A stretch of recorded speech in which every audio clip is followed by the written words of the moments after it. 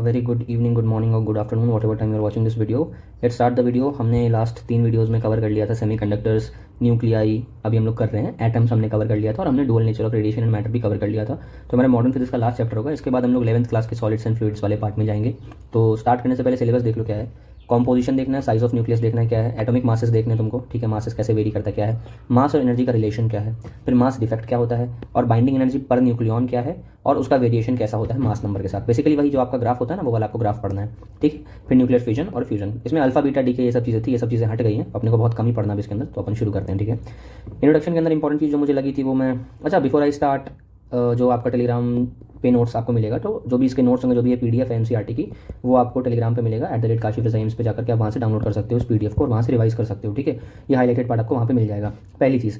दूसरी चीज़ ये है कि जो लोग शायद पहली बार वीडियो देख रहे होंगे उनको मैं एक डिस्क्लेमर दे दूँ, I am not going to teach you NCERT पूरा एक एक लाइन बैठ करके, मतलब I will complete each and everything, but जो चीज़ इंपॉर्टेंट है वो करवाऊंगा, ठीक है। बाकी फालतू की चीज़ें मैंने खुद पढ़ लिया और मुझे लगा कि वो इंपॉर्टेंट नहीं है और वो इंपॉर्टेंट नहीं है, ठीक है। जितना मैंने बता दिया वो वर्स्ट ऑफ ऑल, अगर पेपर आगे कभी भी एनसीईआरटी से बहुत इन डेप्थ तो ऐसा आएगा, वरना कभी नहीं आएगा, ठीक है। ऑल्सो आप ही सोचोगे क्लास नोट्स के अंदर ये भी था वो भी था, तो हम डिटेल लेक्चर नहीं पढ़ा रहे हम लोग यहाँ पे, वरना अगर आप वैसे करने बैठोगे तो आपके 2 से 4 घंटे का लेक्चर बनेगा, जो अपने पास उतना टाइम है नहीं। तो अपन कोशिश करेंगे इसको आधे घंटे में निपटाएं जल्दी से, ठीक है। सो इंट्रोडक्शन के अंदर बेसिकली ये दे रखा था, सबसे पहली चीज़ जो हमने पढ़ रखा होगा आपने, अल्फा पार्टिकल का स्कैटरिंग पढ़ रखा था। जो न्यूक्लियस का जो रेडियस होता है, सॉरी, वो एटम के रेडियस से छोटा होता है। ऑब्वियस बात है, एटम बड़ा है, न्यूक्लियस छोटा है। फैक्टर कितना होता है, 10⁴, मतलब 10,000, ठीक है। मतलब 4 बार जब 0 डालोगे तो 10,000 टाइम्स जो होता है वो छोटा होता है। तो अगर उस हिसाब से अगर बोल दिया कि वॉल्यूम में कितना फर्क आता है, तो वॉल्यूम क्या होता है, ऑब्वियस सी बात है। वॉल्यूम किसी भी चीज़ का कैसे निकालते हैं आप, मतलब हाइट इंटू ब्रेथ, मतलब लेंथ इंटू ब्रेथ, या फिर कह सकते हो जो भी डायमेंशन होता है उसका क्यूब करते हो आप, ठीक है। तो अगर 10⁴ था वो, उसका क्यूब करोगे तो कितना हो जाएगा, 10⁻12 हो जाएगा, ठीक है। जब 10⁻12 हो जाएगा वो, तो मतलब 10⁻12 टाइम्स ज़्यादा बड़ा है atom as compare to nucleus. तो पूछ जाए कि न्यूक्लियस जो है वो एटम के रिस्पेक्ट में कितना छोटा है, तो 10⁻12 टाइम्स छोटा है, ठीक है। Volume of nucleus is about 10⁻12 times the volume of atom, ठीक है। एक तरीके से मान लो तुम जिस रूम के अंदर बैठे हुए हो, अगर वो पूरा रूम जो है वो तुम्हारा एक एटम है, तो जो तुम्हारे हाथ में भी पेंसिल होगी या पेन होगा, तो उसका जो टिप है या निब है, जो पिन हेड है, या एक सिंपल जो पिन होता है ना, उसका जो हेड होता है उतना बड़ा एक एटम होगा, मतलब सॉरी न्यूक्लियस होगा, मतलब इतना ज़्यादा डिफरेंस है एक रूम के अंदर एक छोटा सा पिन, मतलब सुई के बराबर, ठीक है। तो उतना ज़्यादा डिफरेंस होता है 10⁴ टाइम्स, ठीक है। फिर क्या लिखा हुआ है कि 99.9% ऑफ द मास जो होता है एक एटम का, वो न्यूक्लियस के अंदर ही सिचुएटेड होता है, सारा का सारा यहीं पर होता है। बचे कुछ इलेक्ट्रॉन होते हैं वो 0.1% कॉन्स्टिट्यूट करते हैं, जो हम आगे देखेंगे, ठीक है। अब ये देख लो कि एक्यूरेट मेजरमेंट जो होता है एटॉमिक मासेस का, वो किस डिवाइस से करते हैं, नाम याद रख लो, उसको क्या कहते हैं हम लोग, स्पेक्ट्रोमीटर, ठीक है। स्पेक्ट्रोमीटर से हम लोग क्या मेजर करते हैं, एक्यूरेट मेजरमेंट करते हैं एटॉमिक मासेस का, ठीक है। इस बात को याद रखना।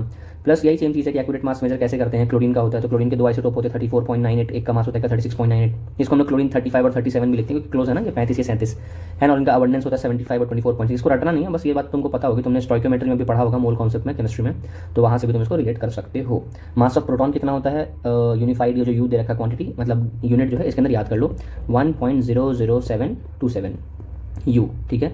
इलेक्ट्रॉन का कितना होता है, 0.0005, ऐसे रखना, 000 यहाँ लगा दिया तुमने 5 और एक और 5 यू, ठीक है। 00727 00727, this is of proton, this is of electron, ठीक है। अभी न्यूट्रॉन का हम लोग पढ़ेंगे। ट्रीटियम जो होता है, ट्रीटियम का जो न्यूक्लियस होता है वो अनस्टेबल होता है, ठीक है, नेचुरली अकर नहीं करता है। तो बेसिकली ड्यूटेरियम जो है वो अगर करता है नेचुरली, और तुम्हारा जो नॉर्मल हाइड्रोजन होता है प्रोटियम, वो भी एग्जिस्ट करता है, जो आप पढ़ते हो H1 H2 H3, तो H3 जो होता है वो अनस्टेबल होता है, तो वो नेचुरली मिलता ही नहीं है, लैब में बनाते हैं उसको, ठीक है। अब यही सब चीज़ है कि पॉजिटिव चार्ज होता है वो प्रोटॉन होता है, प्रोटॉन स्टेबल होता है। पहले ये मानते थे कि न्यूक्लियस के अंदर इलेक्ट्रॉन भी हो सकता है, बट इसको हम लोग क्वांटम थ्योरी से इस चीज़ को हम लोग रूल आउट कर देगा। क्वांटम थ्योरी जो हमने पढ़ा था ना, N L M और S, जो 4 क्वांटम नंबर होते हैं उसके बारे में वो था, ठीक है। ये पूछा जाए कि मान लो तुम्हारा न्यूट्रॉन किसने डिस्कवर किया था, तो ये तो आंख बंद करके बता देना, जेम्स चैडविक, क्योंकि तुम पढ़ते हुए आए हो बचपन से। न्यूट्रल रेडिएशन करा था कब, जब बेरिलियम का न्यूक्लियस पे हम लोग अल्फा पार्टिकल को बॉम्बार्ड करवाते थे। अल्फा पार्टिकल क्या होता है, हीलियम का न्यूक्लियस होता है, सिंपल सी बात है, हीलियम में 2 इलेक्ट्रॉन होते हैं, दोनों निकाल दो तो जो बचा वो होता है अल्फा पार्टिकल। तो पूछे कि न्यूक्लियस ये न्यूट्रॉन किसने डिस्कवर किया था, तो सिंपल कहना कि न्यूट्रॉन डिस्कवर करा था जेम्स चैडविक ने करा था। और किसके न्यूक्लियस पे क्या बॉम्बार्ड करवाया था, बेरिलियम का न्यूक्लियस था, और इसके ऊपर तुमने अल्फा का बॉम्बार्डमेंट करवा के डिस्कवर किया था। उस टाइम तक न्यूट्रॉन नाम की कोई चीज़ एग्जिस्ट नहीं करती थी, एक ही न्यूट्रल रेडिएशन था उस टाइम पे, जिसको हम लोग फोटॉन कहते थे, है ना। फोटॉन या जो भी है तुम्हारा बेसिकली फोटॉन जो है वो एनर्जी के कंजर्वेशन पे और मोमेंटम के कंजर्वेशन पे बेस्ड था, ठीक है। जो एनर्जी जो थी उसकी वो मच हायर थी then available from the bombardment of beryllium nucleus with alpha particles.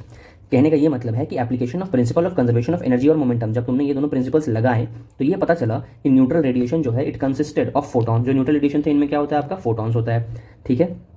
और एनर्जी ऑफ फोटॉन जो होता है वो बहुत ज़्यादा हायर होता है then it is available from the bombardment of beryllium nuclear with alpha particles, ठीक, ये हो गया। उसके बाद क्या है, from conservation of energy and momentum he was able to determine the mass of new particle as very nearly same as that of proton. ठीक है, मास ऑफ न्यूट्रॉन कितना होता है 1.00866 यूनिफाइड मास। ठीक है, मास ऑफ न्यूट्रॉन कितना होता है 1.00866 यू। ठीक है, ये होता है आपका मास ऑफ न्यूट्रॉन। हमने पीछे पढ़ा था ना उसका इन दोनों का, तो यहाँ पे एक और चीज़ लिख लो 1.00, ये कितना लिख रखा है 866। ठीक है 866। ठीक है, इसको याद कर लेना। देखो यहाँ पे जीरो था, ये देख रहे हो ऑलमोस्ट पास पास है ये दोनों, लेकिन ये बहुत ही छोटा है, मतलब है ना, आपने को ये देखना था। बाकी देखो क्या लिखा हुआ है, फ्री न्यूट्रॉन जो है फ्री प्रोटॉन की तरह ये अनस्टेबल होता है। ठीक है, एक फ्री न्यूट्रॉन जो होता है वो अनस्टेबल होता है, ये डीके कर जाता है प्रोटॉन में, इलेक्ट्रॉन में और एक एंटी न्यूट्रिनो में। ठीक है, और इसका मीन लाइफ होता है 1000 सेकंड का। तो ये स्टेबल होता है न्यूक्लियस के अंदर में, न्यूक्लियस के बाहर नहीं होता। एन जो होता है उसको न्यूट्रॉन नंबर भी कहते हैं, या फिर नंबर ऑफ न्यूट्रॉन्स भी वही हो गया। इसमें सिंपल चीज़ ये है कि फ्री न्यूट्रॉन, तो ये कहा जा रहा है कि जो तुम्हारा एक फ्री न्यूट्रॉन होता है, ठीक है, ऐसे प्रोटॉन था, तो प्रोटॉन जो होता है वो स्टेबल होता है, लेकिन फ्री न्यूट्रॉन जो है वो अनस्टेबल होता है। प्रोटॉन फ्री मतलब क्या होता है, न्यूक्लियस के अंदर नहीं है ना, मतलब अंदर है न्यूक्लियस के बट फ्रीली एग्जिस्ट कर सकता है। बेसिकली H+ की बात हो रही है, वो फ्री एग्जिस्टेंस है उसका, सबसे ज़्यादा एग्जिस्टेंस इसी का होता है बॉडी के अंदर भी देखो तो। लेकिन जो फ्री न्यूट्रॉन होता है वो अनस्टेबल होता है। क्यों, न्यूट्रॉन डीके कर जाता है प्रोटॉन में, इलेक्ट्रॉन में और एक एंटी न्यूट्रिनो में। ठीक है, इसका सिंबल होता है कुछ ऐसे करके, उसमें वो कर जाता है। ठीक है, एक और एलिमेंट्री पार्टिकल होता है जिसकी मीन लाइफ जो होती है वो 1000 सेकंड होती है। तो अगर आपसे कोई पूछ ले कि एंटी न्यूट्रिनो क्या है, एंटी न्यूट्रिनो कुछ नहीं है, एक पार्टिकल है जिसका मीन लाइफ 1000 सेकंड होता है। अभी हम लोग पढ़ेंगे पार्टिकल एंटी पार्टिकल पेयर होता है, ये समरी में पढ़ेंगे, है ना। ये स्टेबल होता है, ये सब चीज़ें देख ली। स्टेबल कहाँ होता है, उसके अंदर होता है, न्यूक्लियस के अंदर, न्यूक्लियस के बाहर कोई उसकी इज्जत नहीं है या स्टेबिलिटी नहीं है, ये कह सकते हैं। ठीक है, अब ये दे रखा है कि जो डिस्टेंस ऑफ क्लोजेस्ट अप्रोच होता है न्यूक्लियस का अल्फा पार्टिकल का 5.5 मेगा इलेक्ट्रॉन वोल्ट हम लोग यूज़ करते हैं ना, 5.5 मेगा इलेक्ट्रॉन वोल्ट। तो वो जो है बेसिकली वो डिस्टेंस कितना है 4 × 10⁻⁻14 मीटर है। ये 4 × 10⁻⁻14 मीटर क्या है, ये है बी, यानी कि distance of closest approach. Rutherford by assuming that Coulomb repulsive force जो था it was solely responsible for scattering, इसने ये चीज़ मान लिया कि स्कैटरिंग ही इसके लिए जो रिस्पॉन्सिबल है वो क्या है, coulomb repulsive force. Coulomb repulsive force मतलब कूलम्स लॉ ही होता है ना, जैसे मान लो यहाँ पे न्यूक्लियस है और यहाँ पे अल्फा पार्टिकल बम्बार्ड किया, अब ये पॉजिटिव ये पॉजिटिव, तो कूलम्स लॉ क्या कहता है, पॉजिटिव पॉजिटिव रिपेल करेगा, तो ये रिपेल करता है और सारे के सारे रेज होते हैं वो स्कैटर कर जाते हैं। तो यही था रदरफोर्ड का ये मानना था कि कूलम का जो रिपल्सिव फोर्स था this was solely responsible for scattering. तो बेसिकली स्कैटरिंग के लिए जो तुम्हारा न्यूक्लियस होता है उसका साइज़ तो बहुत छोटा होता है। तो ले देकर के कहने की बात इतनी सी है कि तुम्हारा जो साइज़ निकल करके आया उस चीज़ से वो 4 × 10⁻⁻14 मीटर आया। ठीक है, ये क्या था, ये एक्चुअल साइज ऑफ न्यूक्लियस है। और यहाँ पे ये इम्पैक्ट पैरामीटर नहीं, सॉरी यार, ये डिस्टेंस ऑफ क्लोजेस्ट अप्रोच है, माय बैड, ये डी से डिनोट होता है। डिस्टेंस ऑफ क्लोजेस्ट अप्रोच मतलब कितने दूर जा करके वो रुक गया टकराने से, और बाकी इम्पैक्ट पैरामीटर तो यहाँ से नापते हैं जो कल हमने एटम में पढ़ा था। ठीक है, तो आपका ये न्यूक्लियस का साइज निकला था, ये निकला था। इसमें बेसिकली अगर तुम पूछोगे याद क्या करना, सिर्फ इतना याद रखना कि अगर ये पूछ ले कि डिस्टेंस ऑफ क्लोजेस्ट अप्रोच क्या था उसके लिए ऑर्डर बता दो, तो ये था, और न्यूक्लियस का साइज क्या था तो भी यही था, सिंपल। रदरफोर्ड का कैलकुलेशन बेस्ड था इसके ऊपर। अब हाँ, ये बोला जाए कि एक बात बताओ बाबू, आप एक्यूरेटली कैसे नाप सकते हो, अल्फा पार्टिकल से बम्बार्ड करके न्यूक्लियस का साइज बता सकते हो।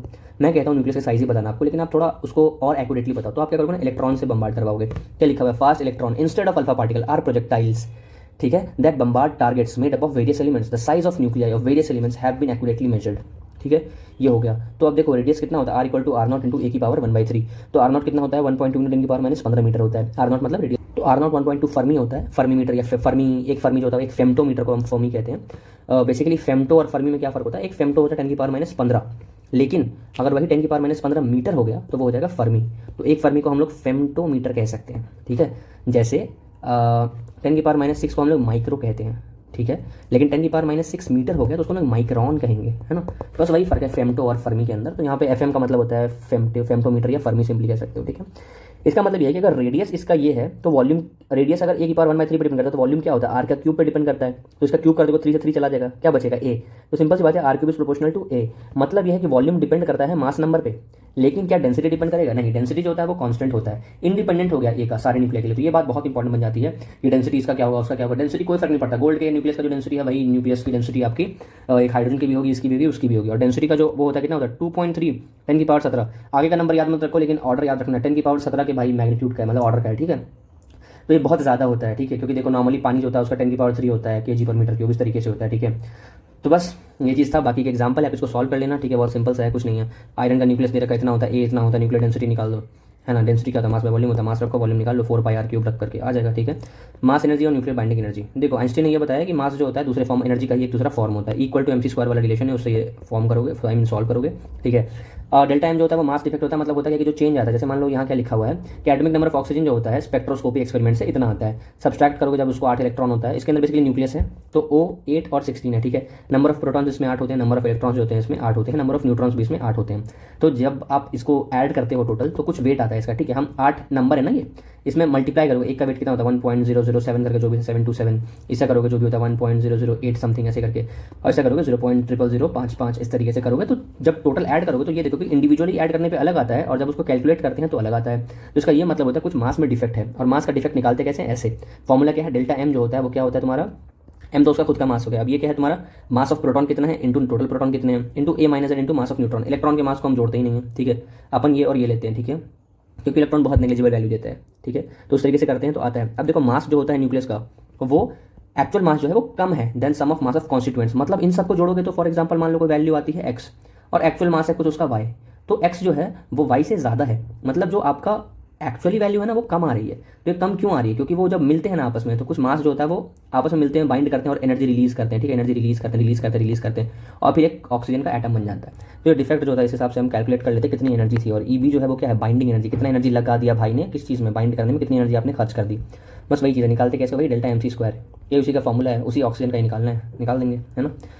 कुछ 127 वैल्यू आती है, ये समझ में आता है कि अगर सेपरेट करना है तो इतनी एनर्जी देनी पड़ेगी, क्योंकि इतनी एनर्जी रिलीज हो गई थी मिलने पे। वही सेम चीज़ है कि अगर पास लाते हो ना तो इतनी बाइंडिंग एनर्जी रिलीज होती है, तो इसको हम लोग कहते हैं बाइंडिंग एनर्जी।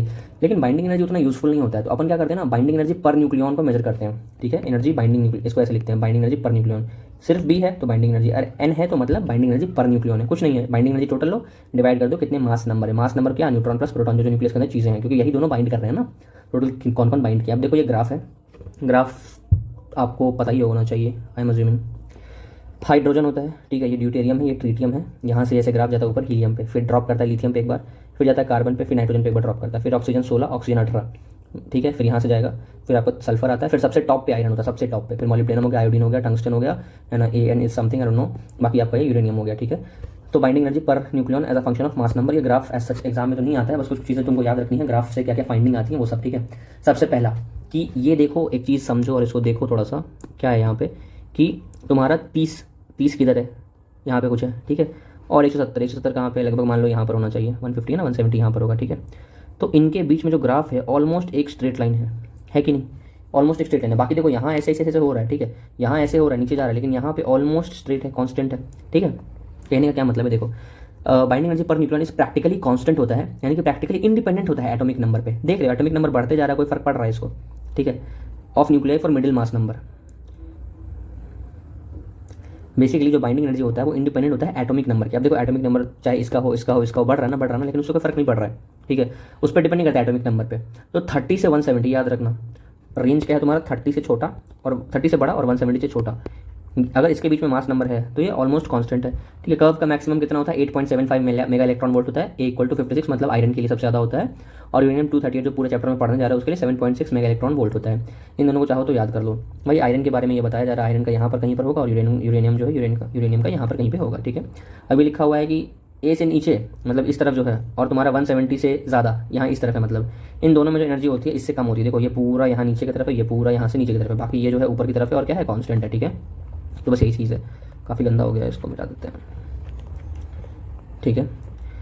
फिर ये लिखा हुआ है we can draw some conclusion, जो फोर्स होता है वो क्या होता है, अट्रैक्टिव होता है और काफ़ी सफिशिएंट होता है कि बाइंडिंग एनर्जी प्रोड्यूस कर दे, ठीक है। कॉन्स्टेंसी, अब ये जो मैं बोल रहा हूँ बार बार, ये जो है ये है कांस्टेंट है, क्यों कांस्टेंट है, कांस्टेंट इसलिए है क्योंकि न्यूक्लियर फोर्स जो होता है वो शॉर्ट रेंज्ड होता है, ठीक है। इसमें इन्फ्लुएंस होता है कुछ ही नेबर्स का, मतलब आसपास जो होते हैं वही उसको पकड़ पाते हैं। अगर मान लो बहुत दूर का कोई चीज़ है और यहाँ पे एक चीज़ है तो उसको अट्रैक्ट करना मुश्किल है, तो रादर देन ऐसे ऐसे आसपास के ही लोगों को वो करता है और सैचुरेट हो जाता है, इसलिए इसमें सैचुरेशन आता है। हम पढ़ेंगे इसकी प्रॉपर्टी होती है नो इन्फ्लुएंस ऑफ वॉट, जैसे मान लो जो इसका नेबरिंग है उसका कोई इन्फ्लुएंस नहीं होता है।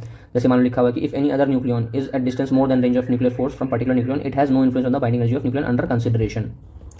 सो बेसिकली वही है कि उसके इन्फ्लुएंस में नहीं होता है, तो ये वाली लाइन आपने यहाँ पे देख ली, ठीक है। फिर यहाँ पे ये कह रहा है कि मान लो binding energy of nucleus P K है, के जो है वो कांस्टेंट है और पी का जो डायमेंशन है वो एनर्जी का होगा, क्योंकि ऑब्वियसली बात है एनर्जी ही ले रहे हो ना, तो पी के है, ठीक है। तो ये है कि बाइंडिंग एनर्जी जो है अगर न्यूक्लियॉन्स ऐड करते जाओगे तो उससे बाइंडिंग एनर्जी पे कोई फर्क नहीं पड़ेगा, ठीक है, क्योंकि ज़्यादातर जो भी न्यूक्लियॉन्स होते हैं लार्ज न्यूक्लियस के अंदर, ये उसके अंदर होते हैं, सरफेस पे नहीं अटके हुए होते हैं।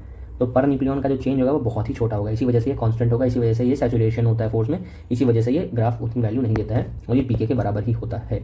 इसको हम लोग सैचुरेशन प्रॉपर्टी कहते हैं। अब मुझे पता है तुम में से आधे लोगों के ऊपर से गया होगा, समझो इसको फिर से। देखो पहली बात, पहला ये समझ में आया तुमको, सबसे पहली चीज़ की फोर्स इतना ज़्यादा स्ट्रांग होना चाहिए, क्योंकि देखो दो चीज़ को पकड़ के अगर ला रहे हो तो ऑब्वियस सी बात है ना, फोर्स इतना होना चाहिए कि दोनों कंबाइन कर पाए। सिंपल, यहाँ तक कोई दिक्कत नहीं। अब ये कहा जाता है कि न्यूक्लियर फोर्स जो है बहुत शॉर्ट रेंज है, ठीक है, इसलिए वो कांस्टेंट होता है। शॉर्ट रेंज है तो क्या हुआ, ये है, इनके बीच आपस में लगेगा, लेकिन अगर ये है और ये है, इनके बीच आपस में लगना मुश्किल है, तो बस वही चीज़ बोला गया। फिर ये कहा जाता है बाइंडिंग एनर्जी को मान लो पी के, कुछ वैल्यू है, मान लो पी के लिखा हुआ है, ठीक है। पी के देखो भाई, के जो है सिंपल सी बात है, के जो है तुम्हारा कांस्टेंट है ना, और उसका डायमेंशन जो है वो एनर्जी का है, ठीक है। अब क्या होता है तुम्हारा कि अगर तुम ऐड करते हो न्यूक्लियॉन्स को या कुछ भी करते हो तो उससे बाइंडिंग एनर्जी पे कोई फर्क नहीं पड़ता है। अब पूछोगे क्यों नहीं पड़ता है? बाइंडिंग एनर्जी पे फर्क इसलिए नहीं पड़ता है क्योंकि ज़्यादातर न्यूक्लियॉन जो होते हैं वो अंदर होते हैं, और मान लो एक प्रोटॉन ऐड कर भी दिए तो उसका उसके ऊपर कोई इफेक्ट नहीं होगा ना, और अगर हुआ भी तो binding energy, total binding energy को पर न्यूक्लियॉन से डिवाइड करते, मान लो पहले 20 प्रोटॉन थे, अब तुम 22 कर दियो तो बहुत ज़्यादा फर्क नहीं पड़ेगा, पर उसके बहुत कम आएगा। तो वही सेम चीज़ है, per nucleon binding energy change नहीं होता, उतना ज़्यादा कांस्टेंट रहता है, और इसी को हम लोग सैचुरेशन कहते हैं। अब एग्जाम में क्या क्वेश्चन बनेगा, ये देखो, ये इंपॉर्टेंट है ना, एग्जाम में तुमको आना चाहिए, कितना ज्ञान है तुम्हारे पास ये इंपॉर्टेंट नहीं होता, एग्जाम में क्या करना होता है। एग्जाम में ये पूछ लेगा कि ये कॉन्स्टेंसी क्यों शो करता है, पूछ लेगा कि ये वाला पार्ट कांस्टेंट क्यों होता है, चुपचाप लिख के आ जाना कि भैया सैचुरेशन फॉलो करता है, ठीक है। उसके बाद ये शॉर्ट रेंज होता है, ठीक है, शॉर्ट रेंज होता है ये लाइन, और ये सैचुरेशन फॉलो करता है, बस, ठीक है, बस बस बस यही दो वर्ड होता है, यही दो चीज़ें, लिखना नहीं है, ऑप्शन में होगा टिक मार देना सीधा। फिर वही सेम चीज़ है कि भाई टाइटली बाउंड होता है, एनर्जी रिलीज होगी अगर नीचे है तो, और अगर बहुत छोटे छोटे न्यूक्लियाई हैं, जब मतलब बेसिकली ये कह रहा है कि जब फ्यूजन होगा छोटे छोटे न्यूक्लियाई का तो भी एनर्जी रिलीज होगी, जब तुम्हारा फिशन होगा तो भी एनर्जी रिलीज होगी, बस यही सेम चीज़ है। बाकी एनर्जी सोर्स है सन का वगैरह वगैरह।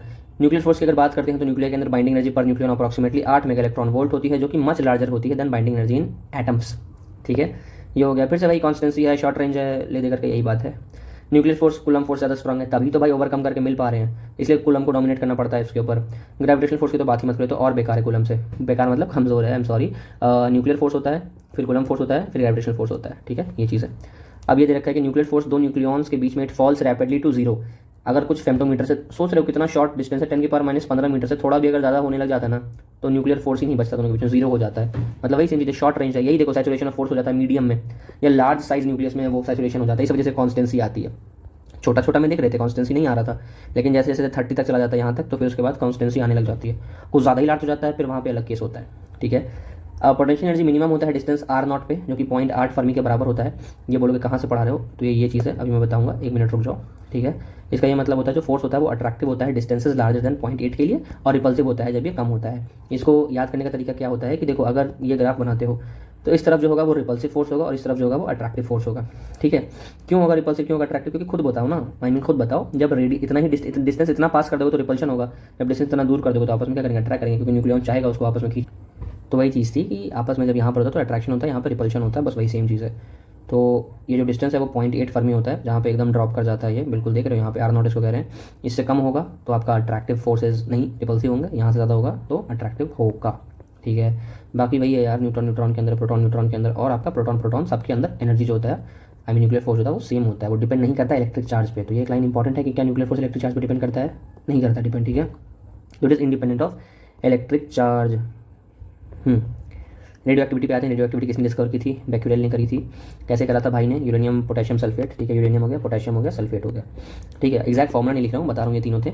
अब ये इसको विजिबल लाइट से वो करा, फिर उसके बाद उसको ब्लैक पेपर में बांध दिया, और फिर उसके बाद फिर फोटोग्राफिक प्लेट था इसमें सिल्वर का कोटिंग था वो कर दिया।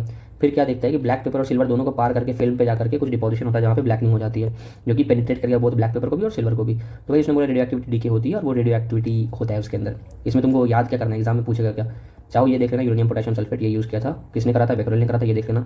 और सिल्वर का वो यूज़ किया था फॉइल, ये देख लेना। ब्लैक पेपर यूज़ किया था, विजिबल लाइट यूज़ किया था, बस बस बस।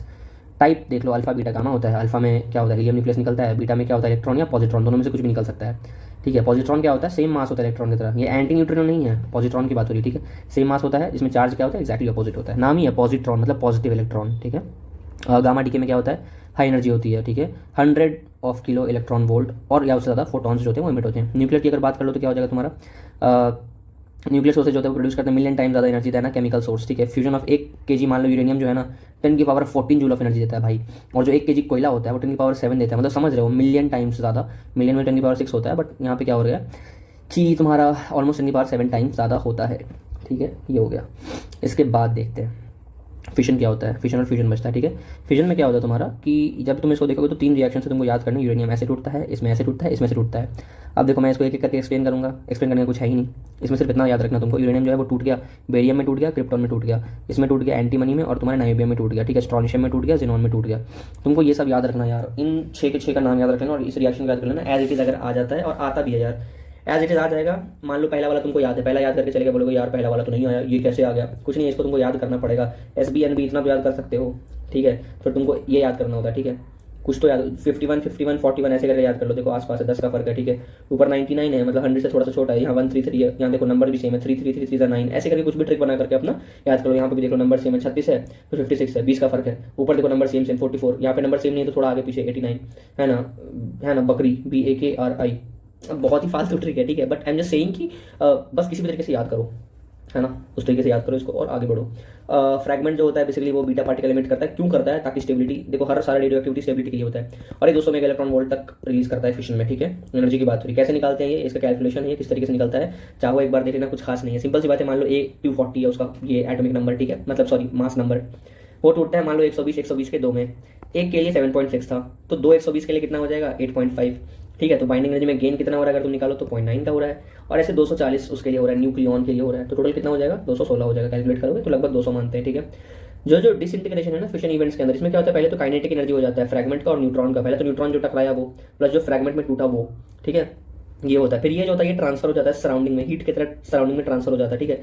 और फिर इसी हीट से हम लोग इलेक्ट्रिसिटी जनरेट करते हैं। ये एनर्जी का सोर्स होता है न्यूक्लियर रिएक्टर के अंदर, ठीक है, फिशन के अंदर।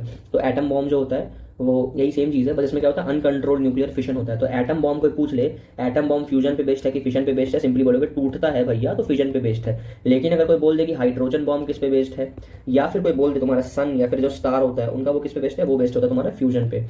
फ्यूजन क्या होता है, एनर्जी जनरेशन होता है स्टार में। ये तीनों रिएक्शन बेहद इंपॉर्टेंट है, इसको याद कर लेना अलॉन्ग विद देयर एनर्जीज। ये रटने का है यार, अब तुम बोलोगे यार सर याद कैसे होगा, ये कैसे, कुछ नहीं करना भाई।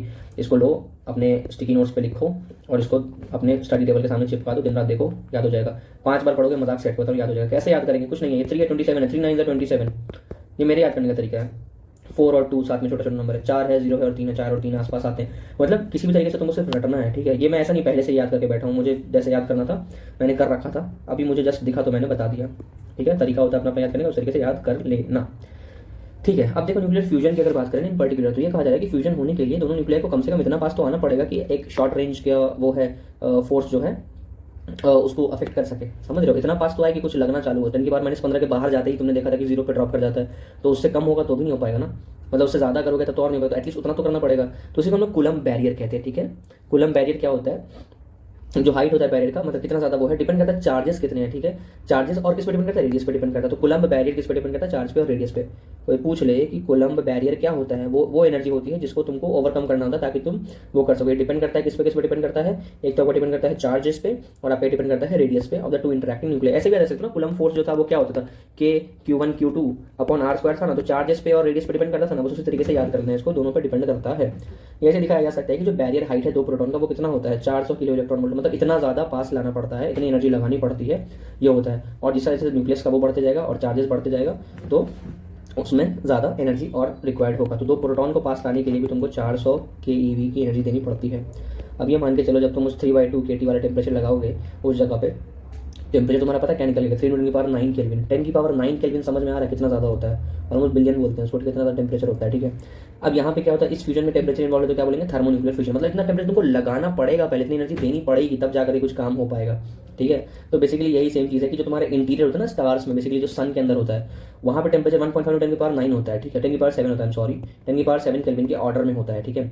तो उस जगह पे ये सब चीज़ें होती हैं। तो बस यही पूछा जाएगा कि फ्यूजन रिएक्शन सन के अंदर क्या होता है, फ्यूजन होता है। ये कैसा स्टेप होता है, एक स्टेप का नहीं मल्टी स्टेप का होता है। या हाइड्रोजन होता है वो बर्न हो जाता है हीलियम में, मतलब कन्वर्जन होता है हाइड्रोजन का हीलियम में। जो सारे रिएक्शन दे रखे हैं तुम्हारे, यही सेम 4 रिएक्शन, इन सबको कंबाइन करके नीचे में एक रिएक्शन यहाँ पे लिखी हुई है, ठीक है। तो फ्यूल ऑफ द सन जो होता है वो कोर में होता है। यहाँ पे कौन सा साइकिल होता है, PP साइकिल होता है। PP साइकिल पूछ दे क्या होता है, कुछ नहीं भैया, प्रोटॉन प्रोटॉन साइकिल होती है, ठीक है। इस तरीके से होती है, एक प्रोटॉन, फिर ये बनता है, इतनी एनर्जी रिलीज होती है, इलेक्ट्रॉन, ये पॉजिट्रॉन है, देखो ये इलेक्ट्रॉन, ये मिलकर ये बनाया, ठीक है, गामा और ये, ठीक है, ये सिंपल सी बात है। फिर ये गामा रेडिएशन आ गया, है ना, फिर इस तरीके से एनर्जी रिलीज होती है, ये होता है, याद करना नहीं, इसको याद नहीं करना है, ठीक है। बाकी फिर इस सबको अगर देखो तुम तो सारा नेट इफेक्ट्स होता है वो तुमको याद करना, ये याद कर लेना। 4 हाइड्रोजन है, 2 इलेक्ट्रॉन है, मिलकर ये बनाता है, 2 यहाँ पे पॉजिट्रॉन है ये, ठीक है। सॉरी पॉजिट्रॉन नहीं, एंटी न्यूट्रॉन हो गया, ये गामा हो गया, और ये इतने एनर्जी रिलीज होती है, ठीक है। फिर यहाँ पे ये रिलीज होता है, सिंपल। अब इसमें ये देखो कि हीलियम जो होता है, हाइड्रोजन जो होता है कोर में डिप्लीट हो जाता है और वो हीलियम बन जाता है। हाइड्रोजन जो है वो कोर में, फिर से इसको ध्यान से सुनना, ठीक है, ये बहुत ध्यान से सुनना। यहाँ पे लिखा हुआ है कि हीलियम जो है ये ऐसा नहीं कि सिर्फ हीलियम एक इकलौता एलिमेंट है जो कि बन पाता है, यहाँ पे 4 हाइड्रोजन है और 2 हीलियम बना के चला गया, सिर्फ हीलियम बना के चला गया, ऐसा नहीं सिर्फ हीलियम बनेगा। ये है कि हाइड्रोजन जो है ना कोर में धीरे धीरे डिप्लीट कर गया, बन गया हीलियम, फिर वो ठंडा होने लग जाता है, फिर स्टार्च होता है खुद ही की ग्रेविटी के अंदर कोलैप्स करने लग जाता है और टेम्परेचर कोर का और बढ़ते जाता है 10⁸ तक चलाता है, फिर फ्यूजन होता है। अब यहाँ पे जो हीलियम का न्यूक्लियाई है वो अब कार्बन बन जाता है, मतलब समझो हाइड्रोजन से बना हीलियम, हीलियम से बना कार्बन, बस वही सेम चीज़ है। टेम्परेचर 10⁸ पहुँचता है, ये रिएक्ट करता है, कार्बन बना देता है, बस सेम चीज़ है कि एलिमेंट्स और भी ज़्यादा पहुँचते हैं, ठीक है, बस यही सेम चीज़ है। एक चीज़ याद रखना है कि उतना भी मैसिव एलिमेंट नहीं जो कि near the peak of the binding energy curve, जो पीक पे थे ना कर्व पे, जैसे आयरन हो गया, उतना दूर भी नहीं जाता, कार्बन वार्बन तक गया चलो ठीक है, बट बहुत ज़्यादा नहीं होता है। तो इससे क्या आएगा, तुमको एक बार ये रिएक्शन देख लेनी है और तुमको ये देख लेना है एक बार क्या लिखा हुआ है यहाँ पे, कुछ नहीं, हाइड्रोजन से हीलियम बनता है, हीलियम से कार्बन बनता है, बस, ठीक है।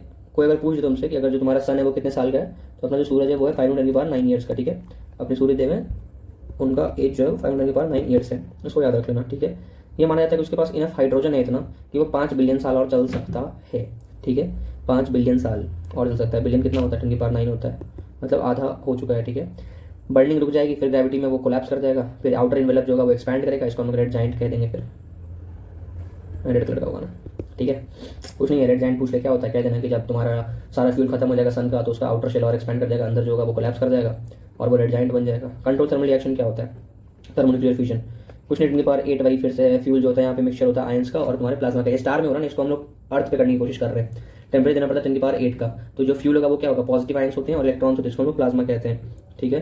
कंट्रोल फ्यूजन रिएक्शन में होता है, इंडिया के अंदर बेसिकली, इंडिया भी अभी इसको कर रहा है और अनलिमिटेड पावर दे देगा ह्यूमैनिटी को अगर ये सक्सेसफुल हो गया, तो इसको याद कर लेना।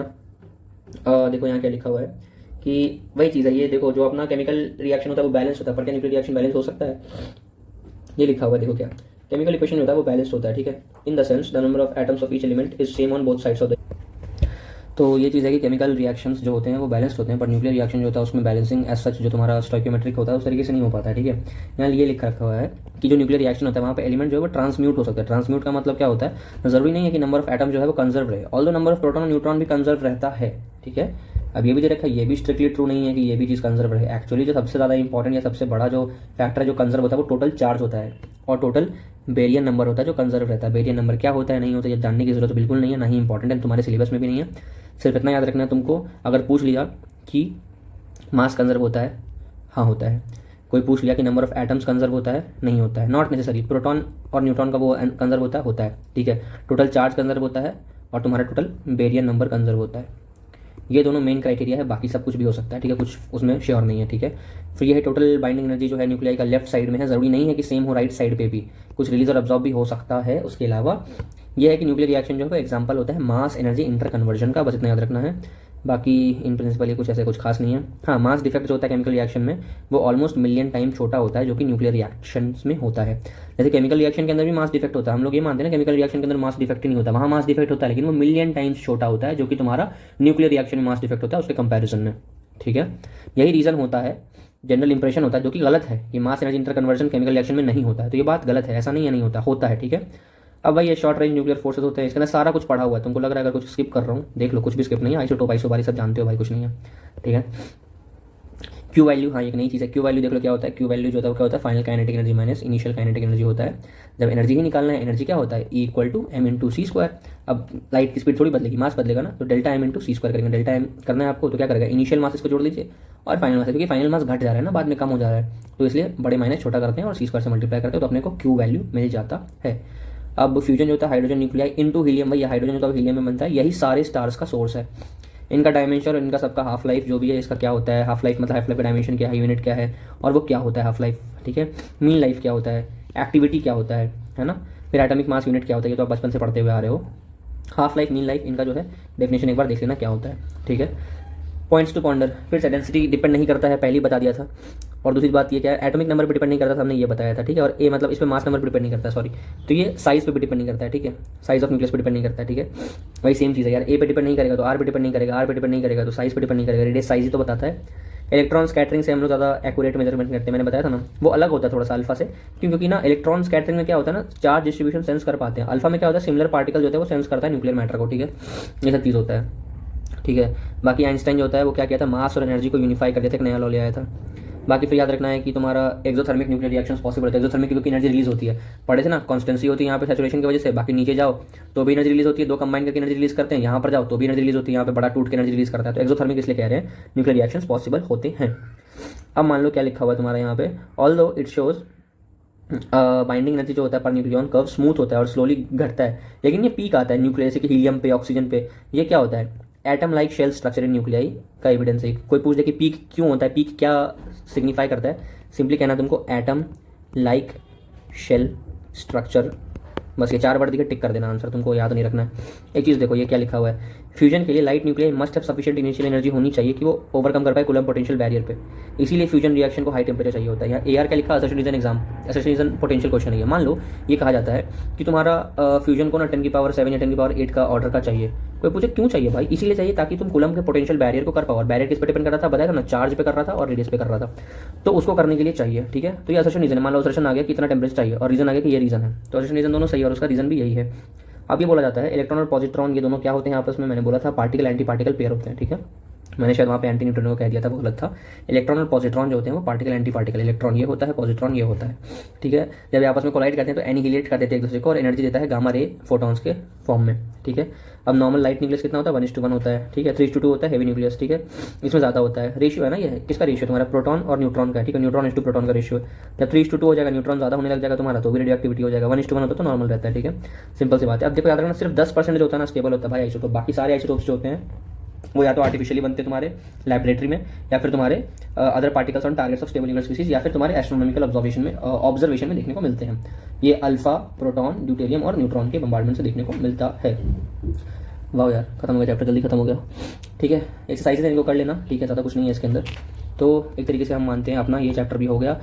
और फाइनली गाइस तुम्हारा पूरा का पूरा जो मॉडर्न फिजिक्स था, ठीक है, वो हो गया। इस चैप्टर में जो भी चीज़ें पढ़ाई हो सकता है तुमको बहुत सारी चीज़ें ऊपर से गई हो, ना समझ में आया हो, है ना, या लगे कि NCERT की बहुत कॉम्प्लेक्स लाइन थी। टेंशन नहीं लेना है, कोई तुमसे पूछने थोड़ी जाएगा कि बताओ एक लाइन में क्या लिखा है। तुम्हें सिर्फ option A B C D तुमको टिक लगा के आना बस। ठीक है, तुमको टिक लगाने के लिए इतना याद होना चाहिए कि पहला दूसरा तीसरा वर्ड भी याद है तुमको, तो भी करके आ जाओगे। कुछ नहीं समझ में आया, जितना बताया, जितना NCERT में हाईलाइटेड है, जो बोला मैंने इंपॉर्टेंट है, जिसमें स्टार लगा हुआ है, एटलीस्ट उतना तो रट लो, सिंपल। ठीक है, उतना रट लो। बाकी बस यही है कि इसको अच्छे से करो। और ये मॉडर्न फिजिक्स खत्म हो गया, इसका तुम सॉलिड्स करेंगे। और यार बहुत मेहनत लगती है वीडियो बनाने में, तो प्लीज़ सब्सक्राइब करो चैनल को, है ना, और शेयर करो बाकी लोगों के साथ भी। ठीक है, बाकी अगला वीडियो आएगा, पढ़ाई करते रहो। PDF आपको यहाँ पे मिलेगी, टेलीग्राम पे जाओ, चैनल को ज्वाइन करो, है ना, और चैनल को सब्सक्राइब करो। ठीक है, बाकी मिलते हैं नेक्स्ट वीडियो में, तब तक के लिए टेक केयर एंड बाय।